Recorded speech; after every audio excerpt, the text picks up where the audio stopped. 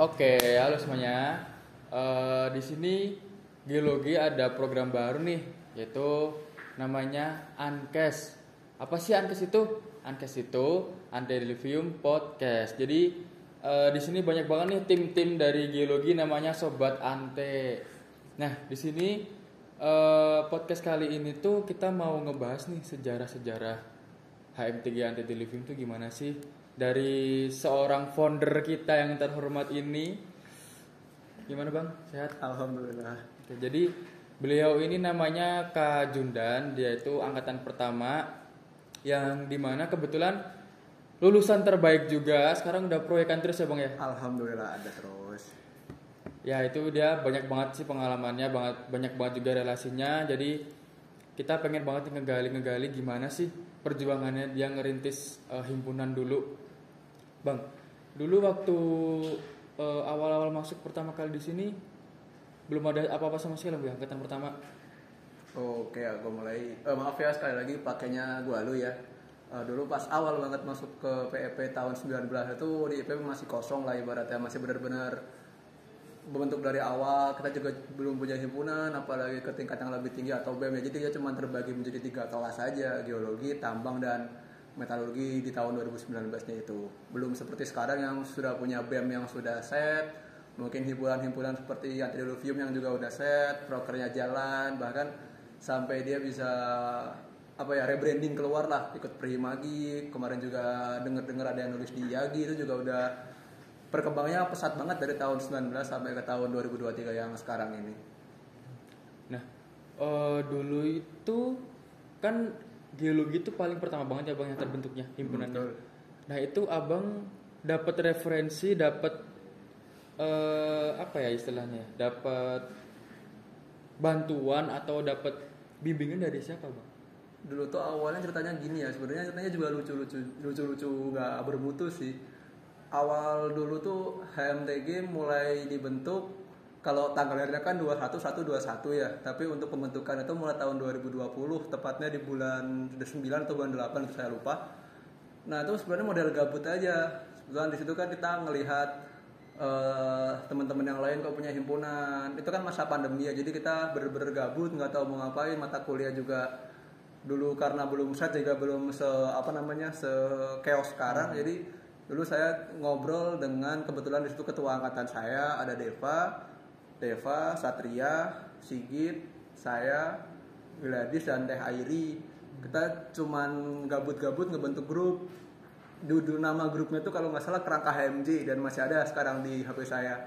Itu kita ngebentuk banget dari awal 6 orang itu ngebentuk. Yuk kita bentuk himpunan yuk. Tujuan awalnya kita nggak mikir bakal sejauh ini ya. Kita cuma pengen berkumpul aja. Kita pengen ngumpul, entah nanti ada relasi kerja, relasi magang atau buat apa-apa, pokoknya kita pengen ngumpul di situ, mengisi kegabutan lah ibaratnya. Akhirnya dari ide gila itu ya udah kita mulai berjalan, kita bikin proposal jam 8 malam ya, sebenarnya kita dulu masih pakai Zoom, kita bikin proposal. Sebelum bikin proposal itu dulu Kak Prodi masih di jabat Pak Sap, jadi kebetulan saya itu yang dulu menghubungin Pak Sap. Saya bilang, Pak kita mau gini. Pak Staf menyetujui dan coba ngobrol dengan Pak Andi yang dulu masih megang kemahasiswaan juga. Saya lari ke Pak Andi bilang, Pak saya mau gini. Oh ya nggak apa-apa Jun, bagus. Coba bikin aja proposal, nanti serahin ke saya. Nggak lama kemudian proposal itu jalan, kebentuk. Akhirnya Desember itu proposal selesai. Dan pada Desember itu tanggal launching yang kita pikir bareng-bareng itu, kita mau launching tanggal berapa itu. Ada yang nyelutuk tanggal sekian, ada yang nyelutuk tanggal sekian. Oh ya, sebelum tanggal launching ke nama dulu ya, Antediluvium. Dulu nama itu kita sounding buat 2 angkatan, karena itu ada angkatan 19 dan 20. Kita sounding bareng-bareng di grup angkatan di 2 angkatan itu. Sebenarnya dulu kalau nggak salah ada 3 nama yang 3 referensi nama yang kita pakai. Salah satunya ada Antediluvium. Nah yang 2 itu mohon maaf sekali saya lupa ini karena peminatnya juga sedikit dengan nama ini. Dan Antediluvium mungkin teman-teman juga udah tahu artinya kan, dia kalau ngomongnya waktu atau umur lah, masa. Jadi ketika masa yang baru lah ibaratnya. Itu dari Gladys referensi Antediluvium itu, dan Catat Kak Gladys. Terima kasih referensinya. itu penting itu di note ya. Dan Antediluvium ini juga akhirnya terpilih sebagai nama. Ketika Antediluvium selesai, masalah berikutnya logo. Kita juga nggak mungkin kan himpunan nggak punya logo, nggak punya lambang, yang mau di branding apa kalau cuma nama kan. Kita sounding lagi di 2 angkatan itu, akhirnya kita nggak bentuk logo dan teman-teman bisa ngelihat logonya kayak di bendera ini.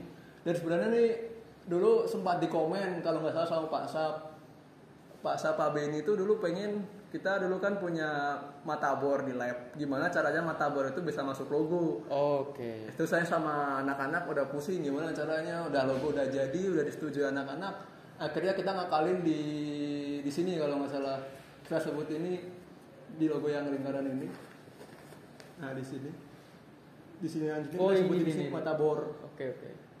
Jadi kalau nggak salah di ADART juga disebutkan itu tuh bor trikon atau bor air.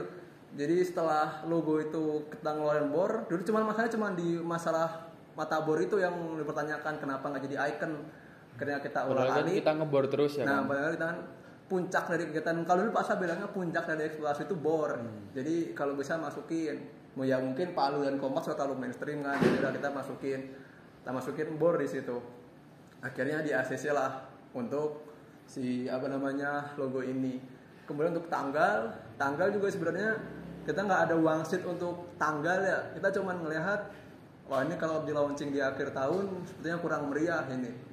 Kita lihat bulan Januari kebetulan ada tanggal bagus 21/1/21. Itu tetap bertepatan dengan UAS di hari keempat kalau nggak salah, atau hari ketiga ya. Pas UAS launching. Launchingnya itu 12.00. Jadi kalau ngelihat di feed pertamanya Antediluvium ada 9 feed itu kita bener-bener itu yang launching juga gratis. Oke. Jadi itu beres banget UAS Geologi Biji Sekunder semester 3. Kita launching Antediluvium. Di situ tanggal 21/1/21 jam 12.00 WIB HMTG Antediluvium lahir di situ. Setelah HMTG lahir, kita kan nggak tahu siapa tuh menjadi ketua, siapa mau jadi wakil dan pengurusnya. Kita adakanlah rapat pertama kita dan bulan apa ya? Bulan Maret atau bulan April kalau nggak salah. Itu kan ketua pertama Antediluvium Febri Anggara dari angkatan 20 terpilih. Dan mungkin itulah cerita sedikit tentang Antediluvium lah, keterbentukannya dari ide-ide gabut, ide-ide yang cuman pengen ngumpul dan akhirnya bisa sampai set sejauh ini juga luar biasa. Terbentuk himpunan yang dibilang wow, dan himpunan pertama di PEP lah, prokernya jalan, relasi keluar luar biasa, rebranding juga keren lah pokoknya. Salut buat Antediluvium dan buat teman-teman semuanya. Terima kasih buat teman-teman semuanya. Berarti Kak Jundan itu sempat ngejabat jadi kahim atau enggak? Atau kahim itu mulai dari 20? Oh, kalau dulu saya tidak pernah ya menjabat sebagai kahim, karena dulu tuh sama teman-teman 19 ini juga ada sedikit saran dari teman-teman PSDMBP. Dulu Mas Hatta dari PSDMBP, dia bilang kalau kahimnya dipegang angkatan 19 mungkin kalian bakal chaos karena kalian ngejabat di waktu kalian nanti bakal magang. Kan gak lama bakal magang itu semester 5. Dan umur politeknik itu kan 3 tahun ya, apalagi di D3 kan 3 tahun. Jadi waktu kalian itu bakal sangat chaos. Jadi mungkin lebih baiknya kahim dioper ke angkatan 20, tapi jabatan seperti wakahim, terus sekre 2, bendahara 2 tetap dipegang sama angkatan 19. Jadi bisa saling cover. Akhirnya dirapatkan antara angkatan 19-20 dan akhirnya pada oke lah mereka mau. Jadi ketika angkatan 20 itu tetap kita bantu karena ya itu dia mikirnya semester 5 kita magang kita bakal chaos karena masa jabatan kan kita dilantik 1 tahun kan, berarti benar-benar chaos. Nah di situ akhirnya dengan persetujuan 2 angkatan, akhirnya angkatan 20 lah yang menjadi kahim menjabat. Oke, gitu sih ceritanya. Kalau kemarin tuh kan beberapa nih teman-teman yang ada di HMTG ini ikut penelitian nih. Mereka tuh ngobrol. Mereka tuh kan kenalnya sama Gladys sama Jundan. Nah, apa itu tuh kok kakak bisa kenal sama mereka tuh gimana sih? Atau emang itu cara rebrandingnya himpunan atau gimana? Dulu tuh awal-awal itu dari anak Unpad, ITB, terus Pertamina, mereka kenalnya sama Gladys sama Jundan, dah itu doang. Sebenarnya banyak sih yang mereka kenal, tapi nggak tahu bisa nyebut nama gue, nama Gladys. Itu awal dulu itu ketika pertama ketemu tuh sama siapa ya? Oh dulu tuh di kafe di kafe, saya lupa nama kafenya. Itu pertama kali saya ketemu Koris dari Jabak Bar. Korek dari Jabak Bar. Itu Bang Jason dari UP17. Itu cuma kenalan pertama lewat chat. Dia bilang, gue Jason dari UP angkatan 17, jadi korek. Gue mau ngajak lu main kalau mau ke kafe ini jam sekian. Itu di arah Dagu kalau nggak salah. Saya lupa nama kafenya. Oke, akhirnya di situ juga sudah sounding di grup. Nggak ada yang bisa berangkat. Kebetulan saya sama Gadis lagi free. Itu kebetulan pas hujan kalau nggak salah. Berangkatlah saya ke sana. Di sana ketemulah sama si Jason itu. Ceritalah di sana. Kita kenalan. Gue dari PEP, baru mulai dari himpunan, namanya Antidiluvium. Dia cerita juga sejarahnya gimana, gue ceritain sedikit. Ini sejarahnya. Dia juga kebetulan nanggepin. Dan kebetulan di situ pertama kalinya Jabak Bar ngadain Mengabdi Jabak Bar 1. Ya. Itu pas banget sama Mengabdi Jabak Bar 1. Jadi kebetulan, dan gue mikirnya kalau kita bisa rebranding di Berhimagi mungkin bakal lebih banyak akan teman-teman lebih yang dikenal kenal. ya. Terus sekali. Nah, itu juga mungkin kan kenal Fitra, Kahim Iya. ITB sekarang. Iya, kenal. Nah, dulu pertama ketemu Jason juga ketemu Fitra di situ. Fitra angkatan 19, Abigail, terus Diki Felix dan kawan-kawan dari ITB yang kebetulan dulu tuh ITB RIK satunya. Halo Bang Fitra. Apa namanya? RIK satunya Mengabdi satunya Jabak Bar. Oke lah, itu kita diajak join buat sama-sama main di situ. Nggak lama kemudian 2 hari setelah itu atau 3 hari, kalau nggak salah itu gua atau Gadis ya iseng-iseng nge-DM Instagramnya Unpad, HMTG Unpad. Dikasihlah kontak kahimnya saat itu. Kahimnya Fikri Kasul 18. Langsunglah diajak ketemuan sama si Fikri. Di arah, kalau ini kafenya di arah Cicahem, jadi agak jauh. Di Ciputra kalau nggak salah itu. Ketemulah sama si Fikri di situ. Cerita sama si Fikri juga tanya, gimana sih HMTG, dan sebaliknya gue juga tanya HMG Unpad tuh kayak gimana. Akhirnya ketemulah di sana dengan teman-teman Unpad. Kebetulan di situ juga ada anak-anak UP, ada Koris dari UP, ada Dito kalau nggak salah di situ UP 18. Nah setelah itu beres, akhirnya lapangan pertama kita itu kalau nggak salah sebelum puasa banget. Itu pertama kalinya kita diajak ke lapangan sama anak Parimagi. Kebetulan gue juga udah sounding ke teman-teman, gak ada yang bisa berangkat. Dan karena Gladys itu ada temen kenal sama cewek sana dan diajak berangkat, akhirnya kita berangkat berdua. Di situ kalau nggak salah kita ketemu sama teman-teman Parimagi, anak-anak UP, ITB, Unpad. Jadi kenal lah di situ. Dan sering banget ngikutin acara-acara kayak gitu.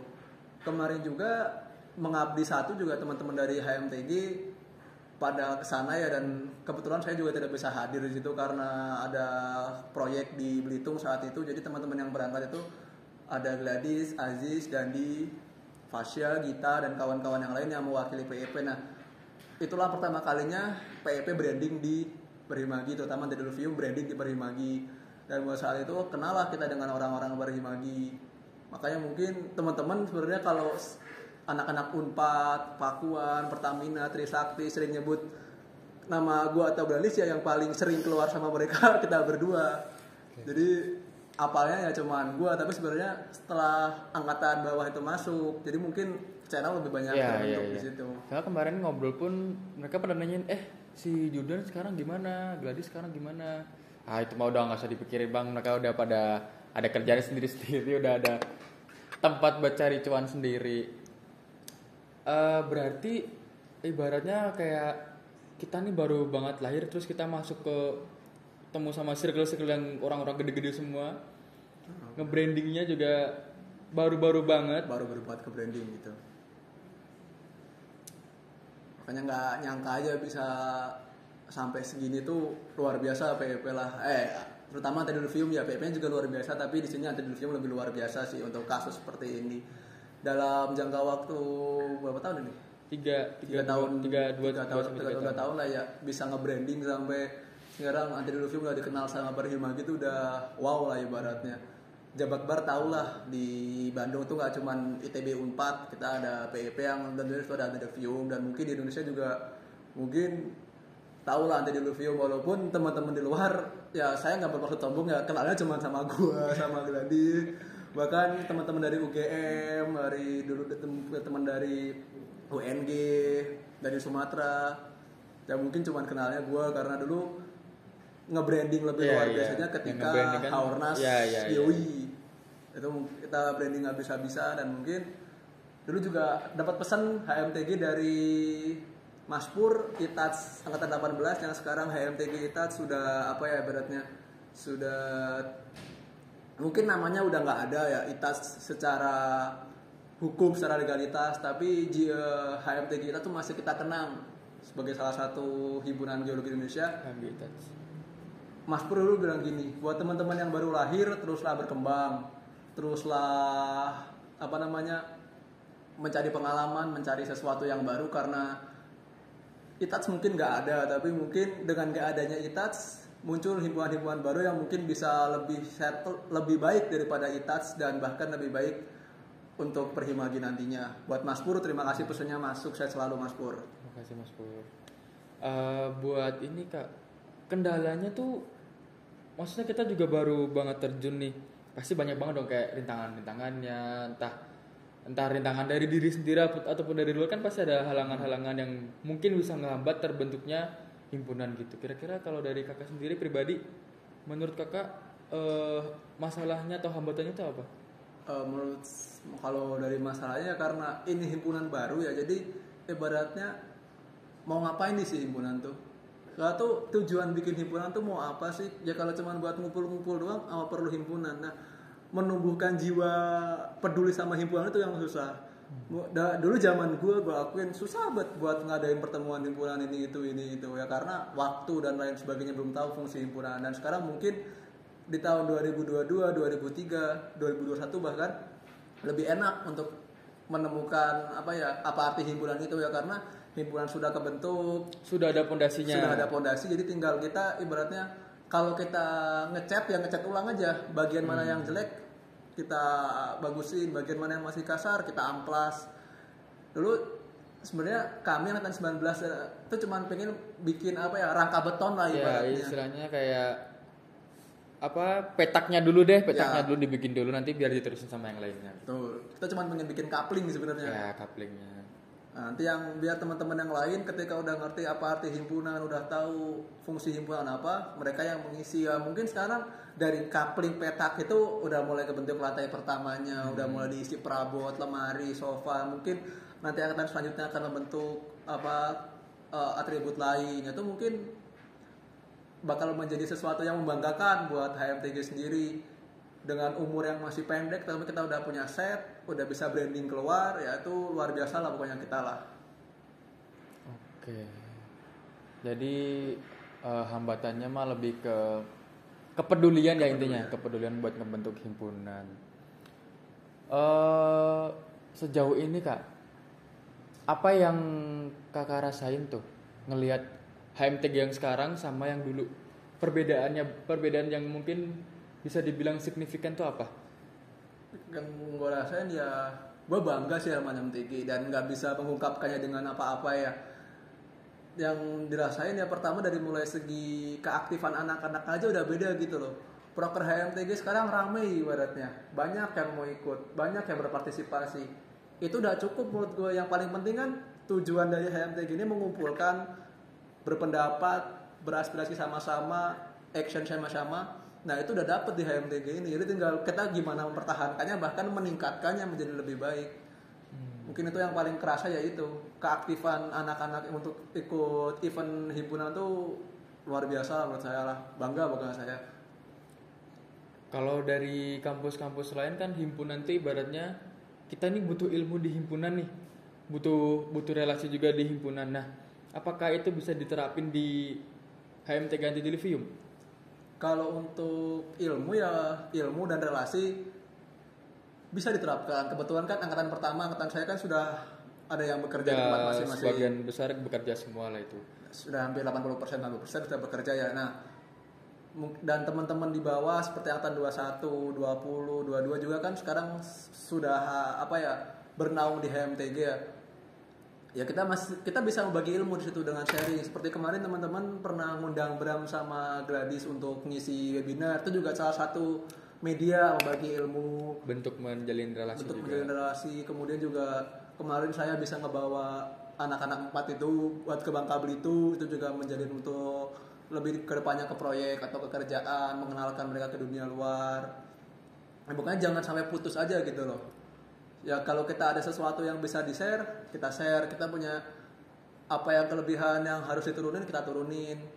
Kita punya kemauan apa, kita punya apa, dan itu bermanfaat buat teman-teman yang lain, kita share aja. Nanti mungkin buat angkatan 20 mungkin bakal kerasanya ketika mereka ntar habis ini kan lulus. Nah mereka mungkin juga pasti bakal sering komunikasi dengan teman-teman di atas angkatan saya atau mungkin teman-teman dari luar untuk masalah kerjaan dan lain-lain. Dan mungkin teman-teman 21 untuk urusan magang, nanti kan mungkin teman-teman 19, 20 bisa ngasih ngebantu referensi kamu ngambil apa, ini anaknya apa. Dan mungkin teman-teman 22 juga bisa sharing lagi ke teman-teman angkatan 21, 20, 19, Kak, kok mata kuliah ini susah, bisa dibantu nggak? Nah, itu jadi ada transfer ilmu yang terus-terusan berjalan, jadi enak lah dilihatnya. Ya berarti saling turun-menurun ya. Turun-menurun. Sempet nyinggung masalah ini Kak, proyek for your information, belum lulus sudah proyekan. Keren. Nggak, itu jangan diumbar lah. Lihat PDL-nya aja ke SDM, PDL-nya ke SDM. Sempet nyinggung proyekan nih Kak. Kakak dulu magangnya kan ngambil proyek di Bangka tuh. Betul. Itu referensi dari siapa dan kenapa bisa magang di sana? Terus kenapa sampai sekarang keterusan? Jadi dulu tuh ceritanya gini ya. Sebelumnya saya mengucapkan terima kasih dulu kepada Pak Asep Bahtiar selaku Sahabat 3 Tekmira, Pak Asep Perhuman Direktur PEP, dan dulu Pak Asap selaku Kaprodi, dan teman-teman yang lain tidak bisa disebutkan karena mendukung magang saya. Jadi infonya itu pertama dari Pak Asap. Pak Asap bilang ke saya, Jun, Tekmira ada proyek eksplorasi LTJ di Bangka Belitung. Nah, Pak Asap pesan pertama itu. Nah, pesan kedua yang dikirim Pak Asap itu note, Jun tolong info ini nggak disebarkan. Jadi kan istilahnya kenapa gini ya? VIP lah nih, bahasa kasarnya. nih. Saya ketemu dengan Pak Asap, diskusi, Pak itu benar. Saya kan juga nggak tahu kan benar apa nggak benar. Saya dapat info dari Pak Asap Rohman. Oh ya Pak. Setelah itu akhirnya saya maulah setuju dengan proyek itu. Dan kalau nggak salah itu pas sebelum itu setelah saya ACC mau proyeknya puasa kan, saya pulang lah ke Salatiga ke rumah. Di situ saya buat proposal sejadi-jadinya aja buat syarat. Bentar Bang, maaf dipotong. Ini tuh posisi Kak Jundan lagi di semester berapa? Lagi di semester 4. Oh, semester 2 emang mau transisi ke magang ya? Mau transisi ke magang. Oke, lanjut. Semester 4 itu puasa itu dulu tuh ini sorry ya Pak, punten bisa nomor Pak Abah tuh belum saya save. Jadi kan dulu nomor dosen online tuh nggak ada yang saya save. Yeah. Jadi saya ketika mau ngirim tugas, saya buka grupnya, cari yang fotonya dosen, saya kirim di situ. Saya tuh kalau nggak salah hari apa ya, hari Kamis tepatnya, saya lupa tanggalnya, hari Kamis jam 1 siang ditelepon. Kan nomor dosen saya save kan, nggak ada namanya. Tapi saya lihat fotonya, ini kayaknya Pak Asep Bahtiar nih, saya angkat. Telepon sama Pak Abah, Jun ini saya Pak Asep dari Tekmira. Oh iya Pak, udah dapat info dari kampus buat berangkat ke Bangka. Ya Pak, sudah gini ceritain lah, proyeknya bakal jalan bulan Juni. Nanti kita cuma bisa kita tanggung buat makan sama pesawat, akomodasi pokoknya dari kita.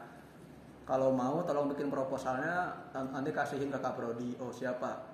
Setelah saya telepon, saya langsung bikin proposal, diskusi Pak Sap. Saya tuh belum punya topik, saya cuma itu bikin pemetaan logam tanah jarang di Bangka Belitung. Udah, topiknya cuma bagaimana pemetaan yang baik dan benar.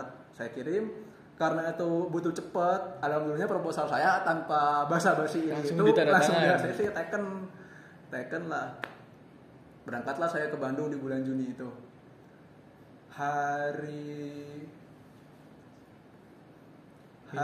Rabu kalau nggak salah, Rabu bulan Juni sebelum keberangkatan. Itu saya baru pertama kali ke Gedung Tambang, ke Tekmira, ketemu Pak Asep Bahtiar di situ. Saya kenalan dengan Pak Asep. Kebetulan saya magang juga dengan anak ITB angkatan 17. Tapi beda posisi, saya di Belitung, dia di Bangka. Saya ceritain, saya dikasih arahan sama Pak Asep buat begini. Dan saya nggak tahu berangkat itu hari Jumat. Hari Jumat banget setelah hari Rabu. Padahal hari Senin depan itu saya UAS. Waduh. Itu benar-benar chaos di situ. Saya Itu belum selesai semester 4 ya? Masih semester 4. Masih semester 4 posisi di situ. Benar-benar chaos, wah anjir. Besok ada UAS, Senin ada UAS, hari Kamisnya ada praktikum geofisika di Cipatat. Padahal dulu itu kan masih ada tes antigen buat naik pesawat. Oh iya. Nah, saya tuh mikir gimana caranya ya. Saya udah bilang ke Pak Asep, Pak, kalau saya berangkatnya seminggu setelah UAS gimana? Ya nggak apa-apa Jun, terserah kamu aja. Tapi lebih enak berangkat dari awal sama kita bareng-bareng. Saya gimana ngakalinya? Saya chat semua dosen saya di WA itu. Assalamualaikum Pak, punten Pak, ini saya mau berangkat magang sama Tekmira. Kebetulan minggu depannya saya UAS, bisakah UASnya dipindah ke sore Pak? Alhamdulillahnya semua dosen ACC. Jadi UAS yang tadinya jam 8 dipindah semua habis maghrib. Setelah dosen ACC, hari Kamis saya antigen. Itu juga ninggal praktikum geofisik. Saya tinggalin untuk praktikum geofisik. Hari Jumatnya berangkat. Bener, tadinya tuh UAS. Pagi-pagi semua UAS kan. Nyantai. Kayak nyantai aja gawe. Pada ngapain? Ngeliat teman-teman link Zoom buat UAS. Saya mah tinggal aja bodo amat. Nyantai udah scroll aja. Udahlah. Saya dikirimin soal tuh, nih Jun soal. Mereka nih tanya kan. Minta bantuan. Oh, saya keep tuh soalnya. Saya kira sama kan. Jam 6 pulang UAS kan. Anjir soalnya beda bangsat udah saya di situ. Udahlah UAS dua mata kuliah per hari, soalnya beda. Dan di Belitung itu kan susah sinyal ya. Jadi saya tiap UAS itu ke kantor desa nyari wifi. Oke. Jadi saya punya kenalan orang desanya, saya bilang, "Pak, saya mau ada ujian, tapi di sini kan susah sinyal pakai Zoom, gimana? Yuk ke kantor desa aja Mas, pakai wifi di sana." Oh, boleh. Kantor desa saya tiap malam selama seminggu jam 6 pasti ke kantor desa, kerjaan UAS itu. Oh, berarti itu masih dalam ini ya, Covid ya? Dalam Covid. Jadi kan UAS scan foto kan. Iya. Setiap jam 6 saya pergi ke kantor desa, pulang jam 10, terus setelah 2 mata kuliah beres, pulang. Kalau waktu Covid dulu kan tantangannya Kak Junan tuh dulu masuk offline semester berapa? Masuk offline semester 1, cuma semester 1. Cuma semester 1. Abis itu full online semua. Full online sampai semester 4 tengah. Magang offline. Jadi dari semester 2 sampai 3, saya sampai 4 full online semua. Full online. Nah itu berarti magang juga cuma modal bismillah aja lah, niatin aja. Karena saya mikirnya kesempatan dipanggil tuh gak datang 2 kali. Dan ini juga dipanggil secara dadakan, saya juga gak ada mimpi, gak ada feeling apa-apa, tiba-tiba dipanggil. Daripada ntar gak dapat lagi malah saya pusing, udahlah berangkat aja, modal nekat berangkat ke Bangka Belitung di situ. Dan mungkin buat teman-teman kalau mau tahu jam magang saya itu yang paling dikit ya teman-teman. Saya cuma magang bulan Juni magang. Bulan Juli itu pulang karena jeda magang. Agustus berangkat, September, Oktober itu udah pulang, November awal udah pulang. Jadi cuma 3 bulan saya magang di lapangan. Nah, mungkin teman-teman yang lain bisa sampai 6 bulan, 5 bulan. Saya cuma 3 bulan bersih gitu. Dan saya nggak ngambil magang lagi untuk TA. Jadi data 3 bulan ini saya habisin buat prakerin itu sama buat TA. Semester 1 doang offline tapi 80% udah pada kerja, luar biasa. Melahirkan generasi-generasi yang sangat berbakat dan bertalenta ya.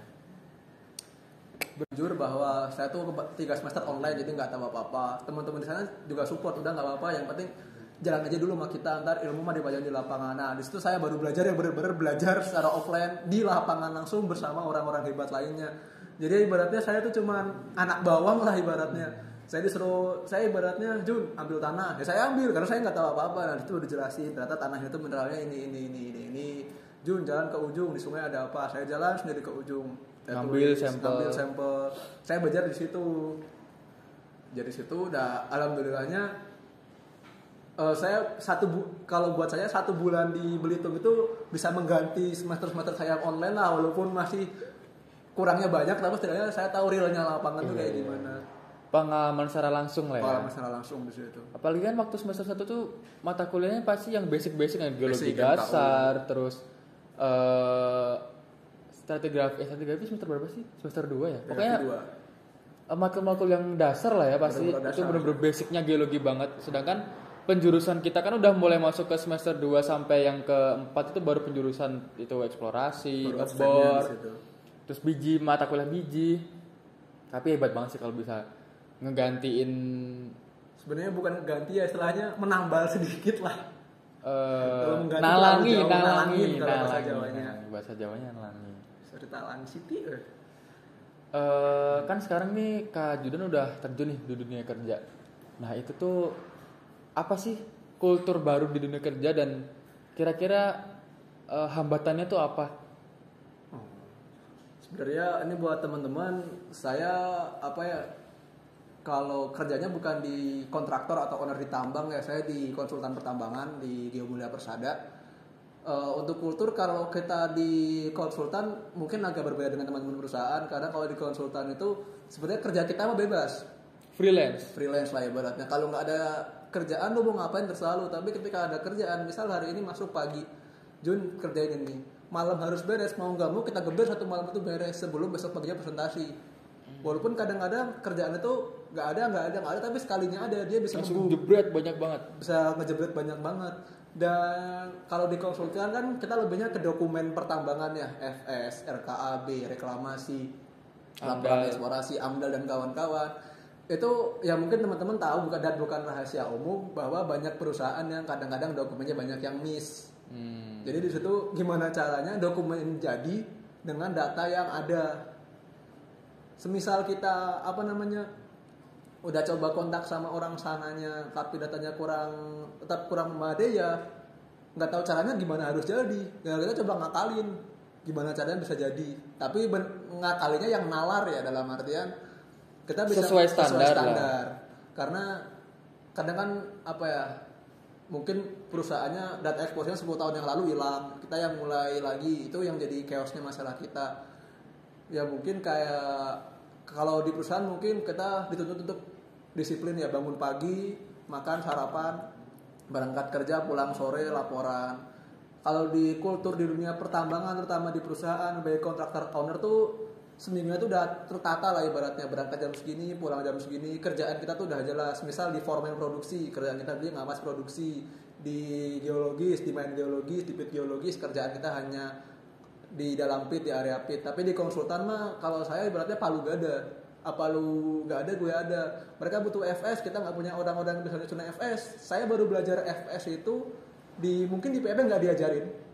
Tahun 2022 saya baru ngerjain dokumen FS, itu ada 10 bab, itu belajar sendiri caranya gimana.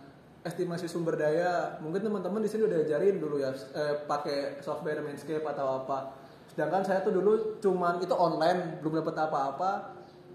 Itu kerjaan pertama saya estimasi tuh ngukur sumber daya nikel pakai surpak, karena perusahaan minta surpak. Saya nyari referensi gimana caranya pakai surpak, itu sendiri juga. Ada yang minta Berarti semua belajar otodidak. RKAB buat ngebor 3 bulan. Itu juga saya bikin sendiri RKAB-nya. Harga mesin bor berapa saya cari di internet. Harga helper pasaran tuh berapa, mob demo berapa, harga tiket pesawat berapa.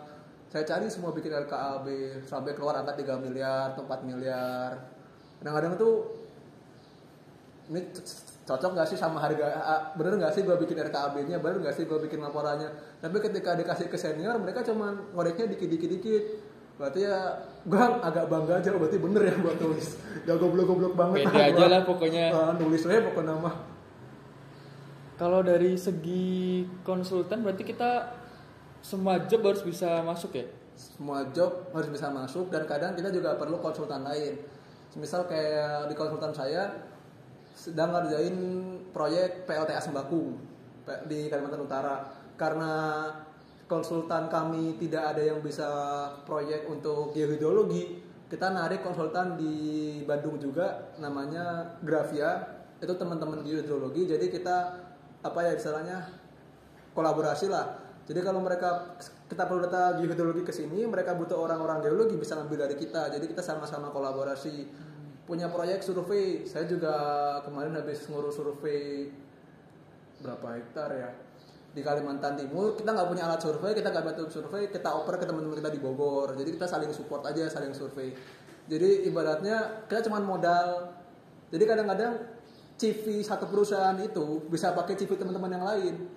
Jadi ketika butuh air kita nggak punya, oper ke tempat yang air. Butuh ini kita nggak punya, oper ke tempat yang situ. Jadi ya konsultan mah ibaratnya satu orang tuh bisa 10 orang lah, mewakili 10 orang di situ.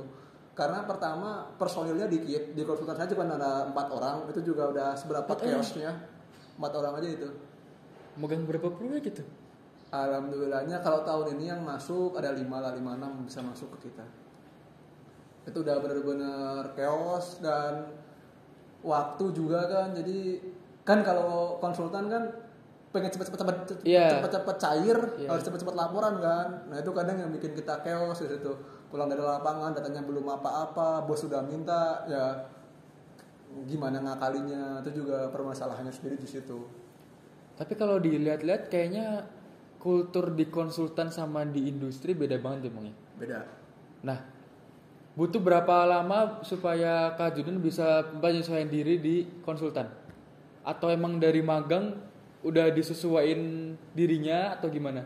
Sebenarnya tuh Geomulia tuh berdiri tahun 2021. Dan kalau mungkin teman-teman tahu yang saya berangkat ke Kalimantan Timur yang sama Meli. Iya, tahu. Itu saya sudah jadi pekerja di Geomulia. Jadi saya sambil kuliah sambil kerja di situ. Dan di situ butuh waktu sekitar berarti 2022 setahun lah untuk ngerti lah dokumen AMDAL yang baik dan benar itu seperti apa, dokumen RKAB yang baik dan benar seperti apa tuh kurang lebih 1 tahun lah. Justru saya kira juga berangkat ke lapangan hanya ngambil sampel, tapi ternyata setelah pulang tuh suruh bikin lapangan eksplorasi kan, anjir gimana cara bikinnya kan, dikasihlah contoh itu ada 6 bab kalau nggak salah, nulis, nyari curah hujan, nyari potensi penduduk, nyari ini itu juga kalau di kami 2 minggu setelah lapangan udah harus muncul draft kalau pengen duitnya ada. Nah itu mau nggak mau kerja siang malam buat nyusun laporan itu.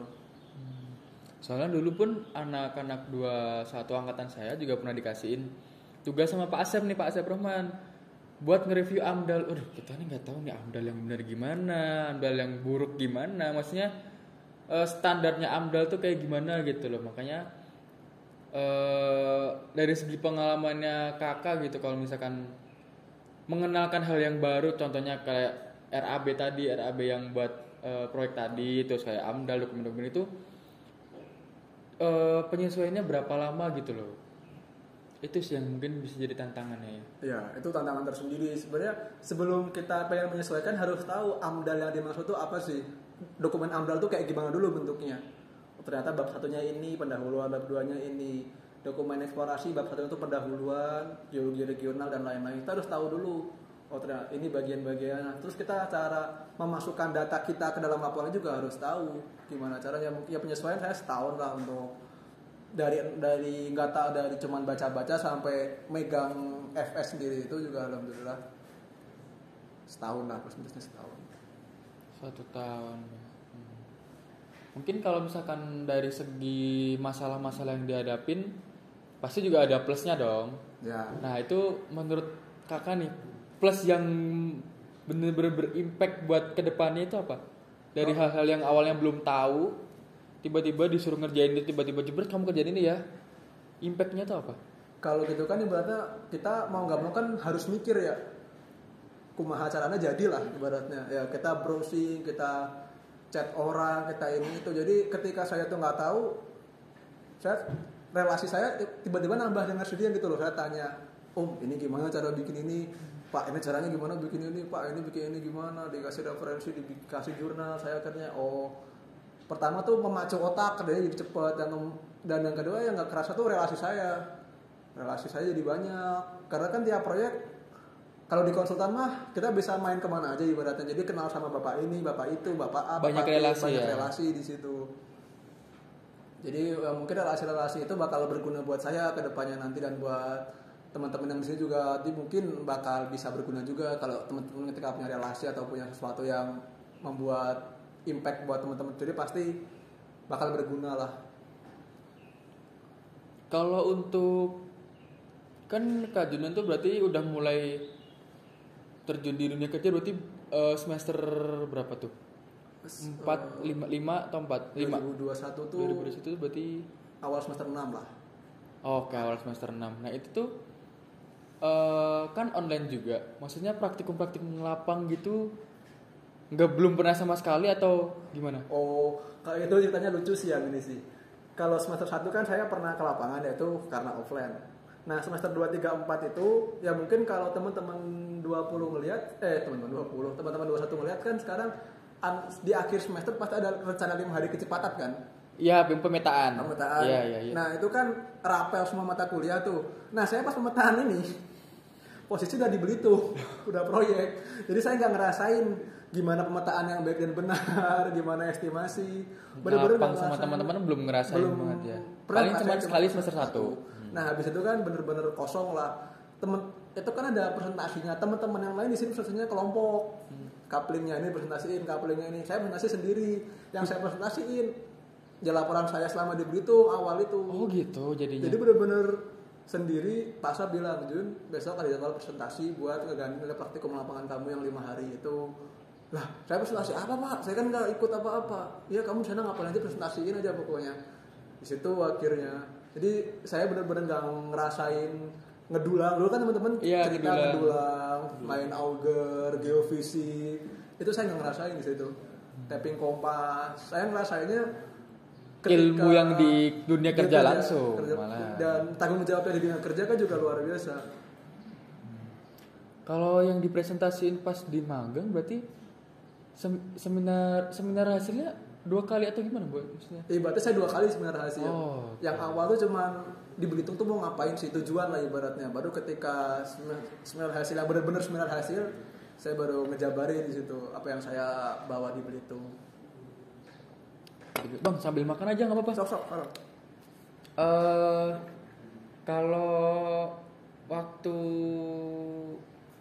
di Bangka itu maksudnya kayak kan kita bekalnya minim banget lah ya, maksudnya nggak pernah dapat ilmu offline-nya lah ibaratnya. Itu abang kira-kira kalau misalkan nanya ke dosen pembimbing gitu, Pak saya nggak tahu ini gitu, takut nggak bang? Maksudnya kayak kamu udah berani kesini harusnya juga udah bawa bekal dong gitu.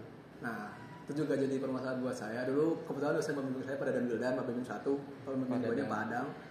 Saya bilang ke Pak Dadan, Pak, saya mau ngebor di Bangka. Pak Dadan bilang, kapan?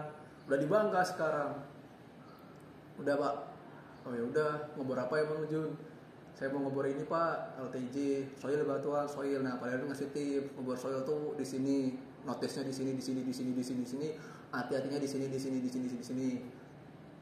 Oke lah, berjalanlah saya ngebor, tanya lagi Pak Dadan, Pak kok bisa gini, Pak Dadan jawab gini. Jadi kadang ya apa ya, kalau gue nggak nanya gue nggak bisa ibaratnya. Jadi mau nggak mau harus tanya lah ke siapapun yang ada di situ. Bahkan gue tanyain, Pak ini kenapa bisa gini Pak, karena gini. Kalau belum paham tanya dosen lain, Pak kenapa bisa gini Pak, gini. Nah sampai gue ngerti tuh, oh ternyata tujuan mereka tuh ini ternyata. Itu baru bisa nyimpulin. Jadi gue harus ibaratnya act lah di situ. Kalau cuman nongkrong ngopi kan nggak masuk lah ibaratnya. Ngapain jauh-jauh ke Bangka kalau begitu? Mau nggak mau harus action sendiri kan. Jadi lu tanya aja. Sebenarnya kalau kata Pak Asep mah, Pak Asep kalau bilang gini sebelum gue berangkat, kayak mau ke Kalimantan Pak, saya belum pernah pemetaan pasir batu. Udah ini tuh lah, kumahangke di lapangan. Pasti Pak Abah bilang gitu. Ya itu kata-kata yang saya pegang sampai sekarang. Ada proyek apa aja, kerjain dulu aja. Nanti hasilnya gimana, kumaha di lapangan pokoknya mah. Mumpung masih muda, mumpung masih apa ya, beratnya saya juga masih semangatnya buat lari-larian sana sini. Yeah. Ya kenapa kerjain dulu gitu, kenapa enggak gitu. Soalnya kan kesempatan nggak datang 2 kali ya bang ya. Datang 2 kali. Oke.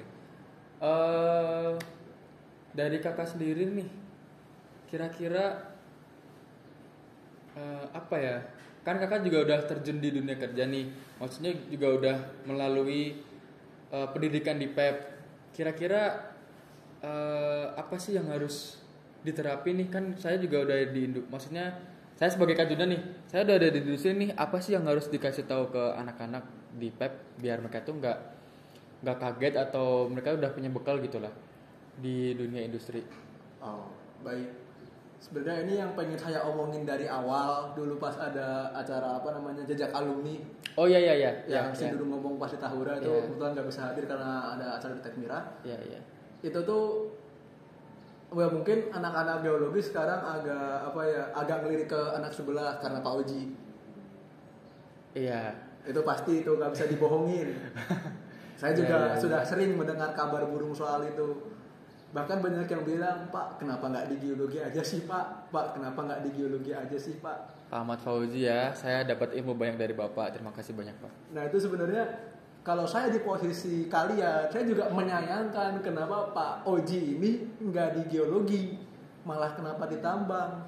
Padahal sebenarnya anak tambang itu setelah kenal Pak Oji, ilmu geologi itu benar-benar ya mungkin melebihi kita semua lah. Saya akuin itu. Mereka semester 1 sudah diajak ke Bantaruja pemetaan, sampai Pak Oji minta finalnya estimasi sumber daya.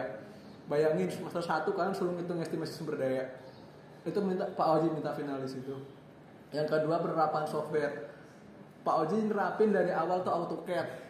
Pak Oji juga pernah bilang AutoCAD dibawa di mana-mana, dan itu juga penting buat teman-teman di sini. Kalau ada waktu sempatkanlah belajar AutoCAD. Emang berguna banget sih, soalnya semua data bisa masuk di AutoCAD. Ya, AutoCAD tuh fleksibel lah. Ibaratnya mau ditarik ke ArcGIS bisa, mau ke Surpak bisa, ke Landscape bisa. Balik ke AutoCAD juga nggak susah. Jadi kenapa perusahaan minta AutoCAD? Karena AutoCAD tuh universal. Ya mungkin itu. Dan kultur kalian tuh ketika masih mahasiswa dan udah kerja beda ya. Tuntutan, tekanan pasti kerasa. Kalau di mahasiswa ibaratnya besok lagi lah gue capek, besok lagi lah gue capek. Males ya. Malesnya. Tapi ketika di kerjaan lu bilang besok lagi lah gue capek. Gak dapat duit. Pertama gak dapat duit. Yang kedua kerjaan lu bakal makin numpuk. Atasan juga ngelihatnya, ini kenapa nih? Apakah dia punya masalah? Apakah dia nggak sesuai dengan bidangnya? Bakal panjang lah urusannya. Bakal ini ya. Kemana-mana. Karena kan kalau di perusahaan tambangan, pertama perusahaan yang high risk ya, resiko tinggi, targetnya tinggi, tantangan tinggi, anggaran pun juga tinggi, jadi pasti sangat detail banget itunya. Waktu kan kalau di tambang ada namanya cycle time. Misal dari hauling ini ke stockpile harus 2 jam. Itu aja kalau 3 jam kan mereka jadi hitungan kan. Nah apalagi besok kalau ketika kalian malas-malasan, itu bakal akumulasinya ntar luar biasanya di akhir. Itu yang harus magernya tuh pasti. Dulu juga gue ngerasain mager bet ya kerja sebenarnya. Bangun pagi tuh ya Allah mager bisa rasanya. Tapi mau nggak mau harus bangun pagi. Kalau bangun siang ya nggak dapat duit. Nggak dapat duit, gue nggak bisa ke lapangan, ngapain bangun sih? Iya. Itu. Dan kalau gue bilang sebenarnya mau kerja di mana aja, mau di kontraktor, di owner, di konsultan pertambangan, asal kalian bisa menikmati, bisa enjoy, ilmu mah datangnya dari mana aja. Dan kan sekarang ibaratnya ada perusahaan yang punya nama baik di media sosial maupun di web. Misal cari PT ABC.co.id ada perusahaan yang nggak punya nama. Misal kita nyari PT ABC di LinkedIn nggak ada, di situ nggak ada. Ya tuh kalau kata gue mah, kan orangnya nggak munafik ya. Selama di perusahaan itu bisa menghasilkan ilmu buat gue, bisa mencukupi kebutuhan, bisa menggaji, apa salahnya kita masuk di situ? Sambil nyari ilmu, sambil kita belajar. Ntar kalau kita ngerasa udah set, udah cocok, kita bisa naiklah ke perusahaan yang ada namanya sendiri. Jadi jangan malu lah. Misal teman-teman, kan melihatnya semua tambang logam lah ibaratnya sekarang, emas, perak, dan kawan-kawan. Tembaga. Padahal di Cipatat aja ada tambang gamping, dia bahkan bisa beli mobil dengan gamping loh ibaratnya. Jadi tidak perlu tempat kerja kita gede atau kecil, yang penting kita enjoy, ilmunya kita dapat, kita ngerti lah etos kerja di perusahaan tambang seperti apa, kita punya experience. Bukankah mungkin 2 tahun ke depan kita bisa masuk perusahaan yang lebih besar. Oke. Nah, saya tuh ada ini sih yang pengen ditanyain. Hal yang menurut kakak jadi mark nih, jadi tanda atau pengalaman-pengalaman yang menurut kakak berkesan banget dari mulai terjun di dunia geologi, entah itu belajar atau sampai sekarang di dunia industri, pengalaman yang menurut kakak di highlight nih apa nih yang menurut kakak berkesan banget? Wah, berkesan banget atau di highlight mah sebenarnya jujur ya, ini kalau kata gue jujur, gue suka proyek bukan suka kerjaan ya, gue suka duitnya sama liburannya, udah itu doang. Kita semua kapitalis. gue kan nggak baratnya suruh berangkat ke Bangka, berangkat aja, nggak tahu kerjaannya mau ngapain, yang penting gue dapet duitnya, gue bisa ngeliat oh Bangka tuh kayak gini, ternyata dapat duit main. Kalimantan ngurus pasir mah nggak tahu, di sana pokoknya bisa berangkat, bisa main. Besok mau ke Flores juga, Flores tuh kayak apa gue nggak tahu, ngebor mangan kayak apa nggak tahu, berangkat tuh dapat duitnya, dapat mainnya. Dan kalau kita, gue mikirnya enjoy aja dengan dua-dua itu, ilmu mah insya Allah bisa dapat. Dengan catatan semua dikerjain ya, bukan dikerjain. cuma liburan doang. Jangan itu, liburan ada waktunya, tapi tetap kerja lah. Kalau misalkan kita berangkat ke tempat A, tempat B, tempat C, sedangkan komoditinya kan juga beda-beda, metodenya juga beda-beda. Berarti benar-benar belajar individu maksudnya atau didak gitu atau gimana? Kalau misal kita mau berangkat ke lokasi A, komoditinya nikel, biasanya di kita tuh namanya ada desktop review. Jadi kita belajar dulu nikel tuh apa sih. Pertama kita belajar komoditas dulu. Nikel adalah mineral ini itu terbentuk dari mineralisasi batuan ultrabasa di kedalaman sekian. Kita bahas regionalnya. Ternyata di daerah ini batuan pembawanya ultrabasa, ultramafic, serpentinita misalnya. Di sini biasanya ada kandungan nikel yang besar. Terus kita belajar cara mappingnya gimana, mapping nikel pertama nyari apa. Terus ketika auger berapa kedalaman yang bisa cari, parita. Nah, setelah kita desk review kurang lebih seminggu bareng-bareng belajar. Nah, berangkatlah kita di situ. Kita lihat dulu, kan kadang lapangan nggak seideal yang kita mau kan, nggak seideal dengan desk review di sini. Tapi setidaknya dengan desk review masih ada yang ada gambarannya, ada gambarannya. Jadi kita bisa apply di situ. Sejauh ini Kak Junan kan udah di LTJ udah, terus habis ini mau mangan. Mas udah belum Mas? Mas rencana kalau deal sih tahun ini ke emas. Tahun ini ke emas. Nikel udah ya? Nikel belum. Oh nikel belum? Nikel belum. Nah, kan udah kebanyakan logam semua nih. Mau masuk ke sedimen nggak? Batu bara. Sedimen mah udah. Batu bara udah? Udah. Batu bara udah. Pasir kuarsa, pasir batu, zirkon. Batu bara di mana, Bang? Batu bara di Kalimantan. Oh, yang semester 6 itu? Ya, yang selesai sama di Kaltim itu. Oke. Berarti ya 5 tahun ini bisa lah ya semua komoditi. Insya Allah. Kalau misalkan udah tercapai nih goalsnya dari, sementara goalsnya apa dulu nih? Goals 10 tahun ke depan, 5 tahun ke depan? Kalau 10 tahun mah kalau ada rezeki ya pengen apa ya? Kalau ada rezeki, ada umur mah pengen lihat orang tua naik haji, naik umroh dulu lah, pakai biaya, pakai tabungan sendiri. Itu aja yang pengen. Saya mah kalau sekolah mah ibaratnya, saya kan di sini juga masih nanggung adik ya, jadi sekolah mah ntar dulu lah. Ini saya punya tabungan dulu, bisa ngebantu-bantu orang rumah aja udah seneng saya mah. Kemarin sempat ditawarin jadi ini ya, KTT ya? Itu mah sebenarnya tawaran itu masih berlaku sampai sekarang, bahkan bertambah. Ada 2 perusahaan nawarin saja di KTT, kan saya mikirnya gelo anjir, baru lulus tahun 2022, sekarang tahun 2003, D3, pengalaman cuman proyek, ditawarin jadi KTT di satu di Sukabumi, satu di Kalimantan. Itu di Kalimantannya di Kalimantan batu bara, di Sukabuminya Gamping. Itu masih sampai sekarang nggak tahu. Saya juga heran aja ditelepon, Jun lowongan. Saya pikir jadi apa kan? Jadi apa Pak? KTT, jir. Saya mikir seriusan ini nggak main-main, seriusan. Gaji sekian, ini sekian, itu sekian. Ya udah saya pertimbangkan lagi lah. Belum saya ambil karena takutnya sebenarnya fungsi KTT kan pengawas. Kalau kita baca di internet, pengawas membuat laporan ini itu, tapi kan itu kan yang terbaca di internet. Mungkin tanggung jawab yang lain lebih besar lagi. Makanya kenapa saya belum mau ya, saya masih mikirnya dengan masih seumur jagung gini, itu kan dia ditambang kan paling tinggi berarti kalau di PEP direktur lah. Masih butuh bekal lagi ya. Dan bukan musuh ya, rekan-rekan kita kan semua kan orang-orang berpengalaman. Iya, orang-orang penting semua apalagi. kita salah ngajuin presentasi kan habis satu tambang gitu karena tanggung jawab di kita. Data satu tambang itu kan semua di KTT. Jadi ketika kita tergiur aja atau goyang aja satu tambang itu bisa nggak operasi. Dan juga butuh ini ya sertifikat dari yang pertama tuh apa? POP, POM, POU. Itu sih yang mahal. Alhamdulillah kemarin karena saya punya relasi bisa dapat POP. Padahal sebenarnya saya juga lucu sih itu.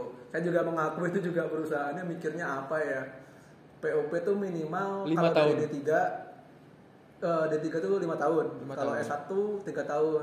Saya baru lulus 2022. Kemarin Februari ikut POP dan saya juga gak kepikiran lulus. Goblok. Saya tiba-tiba dinyatakan kompeten.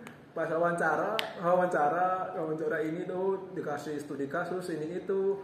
Saya kan dalam hati nggak apa-apa lah, duit perusahaan juga. Gue mikirnya gitu, bukan duit sendiri. Tapi ya pengen iseng lulus, aja lah ya. Iseng perusahaan nawarin kan. Sebenarnya sistemnya bukan duit perusahaan ya. Ada anggarannya lah ya. Tapi Oke, yang harus coba. diketahui sama teman-teman nih ya. Hasil TA-nya Kak Jundan ini tuh bukan hasil TA D3 lagi, tapi udah kalau kata Pak Saptanto sih Pak Saptanto siapa ya? Kan adalah dosen geologi yang bilang kalau TA-nya itu setara tesis, jadi setara S2 gitu katanya. Jadi udah melebihi standarnya D3 gitu. Makanya mungkin banyak banget dosen-dosen yang wah ini mahasiswa yang sangat berprestasi gitu lah ibaratnya. Juga mungkin ada juga nih yang belajar sama Kak Jundan dari segi pengalamannya di luar sana gimana dan juga ilmu-ilmu baru yang didapat. Bang, kita masuk ke pertanyaan terakhir nih Bang, yang mungkin bukan sedikit sih, lumayan penting buat generasi-generasi ke depan buat HMT Ganti Televium nih. Pesan apa yang perlu disampaikan atau yang harus disampaikan ke generasi setelahnya? Generasi 22, 23, 24, 25, 26 sampai 50 tahun ke depan, amin. Gimana sih caranya biar himpunan ini terus berkembang, terus sustain di dunia-dunia relasi geologi, terus juga pesan apa yang perlu disampaikan supaya kita nih bisa cepat membaur di dunia industri juga. Oke, pertama jawab yang HMT Ganti Televium dulu ya. Sebenarnya kalau ingin himpunan ini berkembang, tetap jalan ke depannya, balik lagi ke tujuan awal himpunan, menghimpun. Ya kita himpun dulu aja teman-teman kita. Entah cuman kegiatan kecil, sharing, kegiatan besar, webinar dan lain-lain. Yang penting kita menghimpun dulu, kasih tahu dulu tujuan himpunan, fungsi himpunan. Gerakin dulu mereka pelan-pelan. Ketika mereka udah enak di himpunan, mereka pasti akan lebih enjoy lagi di himpunan. Dan itu harus bahkan bisa menerus. Himpunannya kok enak ya, gue pengen balik lagi ya, sekedar sharing di sini. Ya contohnya teman-teman yang kemarin ikut ke Sangyang Kelet, ada Prawita, ada Gladys, teman-teman yang kemarin ikut sering ikut acara himpunan mungkin. Itu karena mereka enjoy dengan himpunannya. Jadi ketika ada waktu kosong, ketika ada waktu gini ya luangin waktu sejam 2 jam mah nggak bakal ngaruh juga. Dan juga gue juga di sini kan buat teman-teman gue, buat gue juga sendiri, buat rekan-rekan, buat keluarga gue sendiri lah ibaratnya. Yang pertama, ketika orang itu udah tahu fungsi himpunan, karena ada himpunan yang bilang tempat main, ya tenang aja nggak masalah, mau main aja ke himpunan, mau main PS, Mobile Legends, PUBG. Ada yang bilang himpunan tempat nongkrong aja, mau ngopi, ngeteh, tempat numpang tidur juga nggak masalah. Karena dari situ hal-hal kecil itu yang membuat orang itu nyaman gitu loh. Pasti bakal ada cerita. Ketika udah gede, wah dulu gue pernah tidur di situ tuh, di lab tuh sama teman-teman ngerjain ini. Pasti ada cerita. Pokoknya ketika kita udah tahu sesuatu itu dan sesuatunya baik buat kita, impactnya baik buat kita, bukan nggak mungkin dia bakal bertahan, berkembang dan bakal enak lah posisinya sampai 50 tahun ke depan mungkin, amin. Yang kedua, bagaimana cara kita berbaur dengan industri atau lingkungan kerja yang baru.